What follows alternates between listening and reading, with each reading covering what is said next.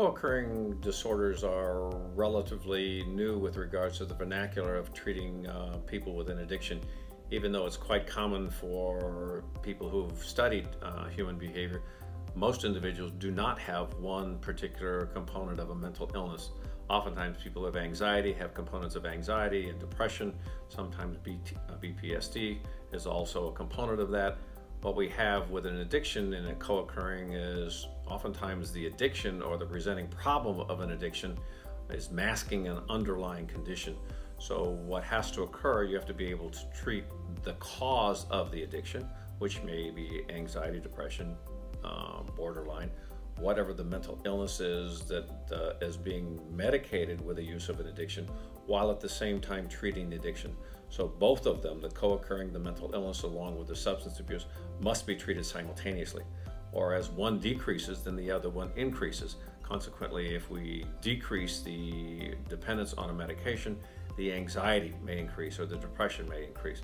So what you have to be able to do is treat the co-occurring disorders such that both of the symptoms are decreasing simultaneously.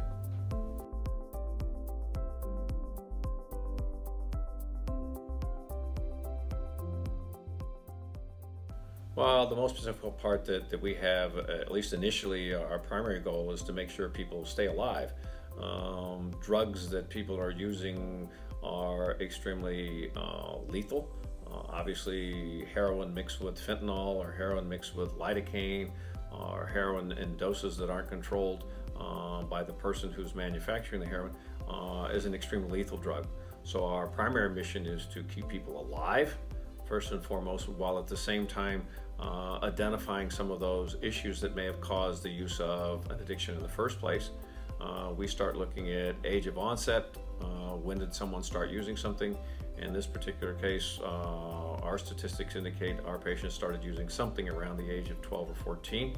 Consequently, brain development at that time took on a totally different twist, where we developed a dependency on a substance or substances. At that time, usually it was alcohol and marijuana. This then led to something else. So consequently, what we have to be able to do is treat both of them at the same time, both my substance abusing problems at the same time that we're going to do something with regards to the underlying mental health issue.